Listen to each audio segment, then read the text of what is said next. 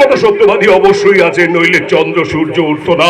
নেই শুধু শ্রীকৃষ্ণের মতো সুযোগ্য সারথি, যে প্রকৃতই যোগ্য, যে প্রকৃতই সুন্দরভাবে এই দেশ নামক রথটাকে সুন্দরভাবে চালিয়ে নিয়ে এগিয়ে যাবে। আপনার মতো দুর্যোধন দুঃশাসনকে জব্দ করার জন্য আবারও শ্রীকৃষ্ণ জন্ম নেবে। তর্ক যদি করতেই হয় কোন জ্ঞানী লোকের সাথে করো, জিততে না পারলেও কিছু শিখতে পারবে। মূর্খের সাথে তর্ক করার অর্থ নিজেকে মূর্খ প্রমাণিত করা। আমি চন্তর মাল জয়ন্ত পাল, তোমাদের ওই পাল ছেঁড়া নৌকার মতো নৌকায় আমি হাল বাইতে ভালোবাসি না। তাই তোমাকেই আমার নাটকের নায়িকার চরিত্রে আমি অভিনয় করাতে চাই। ভালো, চল তো পরে দেখা করো, কেমন? আমার মেয়ে আপনার নাটকের রিহার্সালে যাবে না জয়ন্ত পাল, কারণ নাটক ওর পেশা নয়, ওর শখ। পেশা না হোক, আপনার মেয়েকে দেখে না আমার চোখে রঙিন নেশা লেগে গেছে। আমার সামনে দাঁড়িয়ে এত বড় বাজে কথা! ভুলে যেও না, আমি বিজনেস ম্যাগনেট পার্থ প্রতিম মুখার্জি। ভুল করেও ও অভিনয়কে পেশা করবে না। কিন্তু ওকে না হলে যে আমার চলবে না, আপনার মেয়েকে আমার চাই। না, তুমি একটা শয়তান, একটা দুর্নীতিবাজ। শুধু আমি নই, দুর্নীতিবাজে গোটা দেশ ছেয়ে গেছে মাথার উকুনের মতো। চিরুনি তল্লাশি হলে দেখতে পাবেন কত শত দুর্নীতিবাজ দুর্নীতি করে আজ বাস করছে সমাজের উঁচু তলায়। যে দেশে জুতো বিক্রি হয় এসি রুমে আর বই খাতা বিক্রি হয় রাস্তার পাশের ফুটপাতে, সেই দেশে দুর্নীতিবাজরা থাকবে 5 তলায় আর সৎ জ্ঞানী ব্যক্তিরা থাকবে গাছতলায়। এটাই তো স্বাভাবিক। এই দিন খুব তাড়াতাড়ি বদলে যাবে, আপনি তৈরি থাকুন। কোনোদিনই বদলাবে না, কারণ জনগণ থেকে ব্যবসায়ী প্রত্যেকে 2 নম্বরই করে চলেছে। ব্যবসায়ীদের কাছে গেলে তারা বলে আমি কোনো 2 নম্বরই কারবার করি না, অথচ রেশনের মাল খোলা বাজারে চড়া দামে বিক্রি করে মোটা টাকা কামাই করছে। সমাজকে শিক্ষা দেয় যে শিক্ষক, সেই শিক্ষক তার কাছে প্রাইভেটে যে ছাত্রছাত্রী পড়তে আসে তাদেরকে পাশ করিয়ে দিয়ে রোজগার করছে। ডাক্তার মরা রুগীকে নার্সিং হোমে ভর্তি করে দিয়ে টাকা কামাই করছে। প্রসূতি মায়েদের নরমাল ডেলিভারির বদলে তাদেরকে মৃত্যু ভয় দেখিয়ে সিজার করে টাকা নিচ্ছে।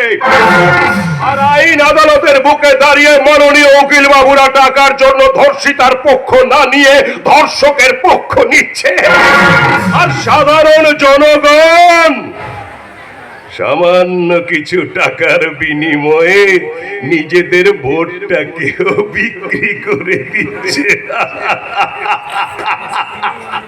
তাহলে মিস্টার পার্থ প্রতিম মুখার্জি, কি হলো?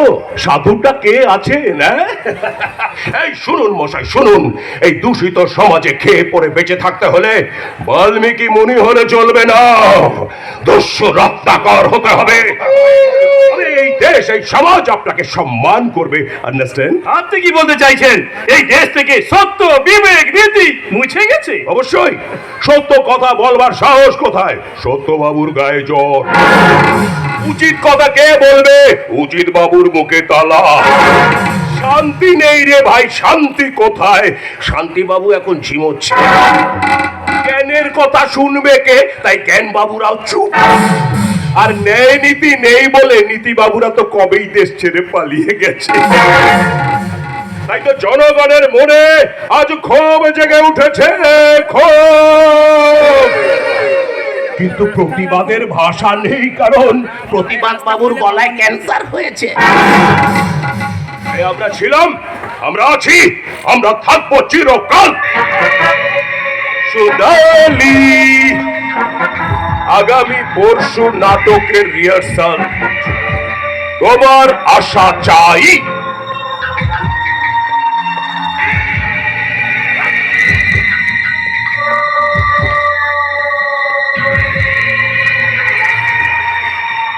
বাবা, বাবা কিভাবে আমি ওর হাত থেকে বাঁচবো? বাবা, ভুলটা তো তোমারই। না জেনে শুনে কেন তুমি ওর টিমের নাম লেখাতে গিয়েছিলে? ছোট থেকে নাচ গান অভিনয়ের প্রতি ওর ন্যাক তাই।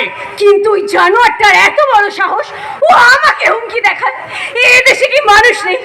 এই যে এত লোক যারা আমাদের পুজো বাড়িতে এসেছিল, এরা আমার জন্য লড়বে না? এরা আমাকে বাঁচাবে না? এই দীপ, তুমি আমার পাশে থাকবে না? আমি আমার জীবনের শেষ রক্তবিন্দু দিয়ে তোয় বাঁচাবো সোনালি। বাঁচতে হলে বাঁচার মতো বাঁচবো। এই দেশ বিপ্লবের দেশ, যে দেশের মাটিতে দিন হয় বাদল দিনের জন্মেছে, সেই দেশের মাটি আমার মা। আর সেই মাটি মায়ের সন্তান হয়ে বলছি, তোমার যদি কেউ অপমান করে তাকে আমি ছাড়বো না। কিন্তু তুমি বুঝতে পারছো না, ওই জয়ন্ত পাল কি ডেঞ্জারাস পাল। ওর হাত থেকে বাঁচতে গেলে আমাদের একটাই রাস্তা খোলা আছে, আর সেই রাস্তা আমাকেই ধরতে হবে। কি রাস্তা? না, তোমাদের বলবো না, যা করার আমাকেই করতে হবে। দেখি, এখনই ওকে আমি ফোন করে দেখছি।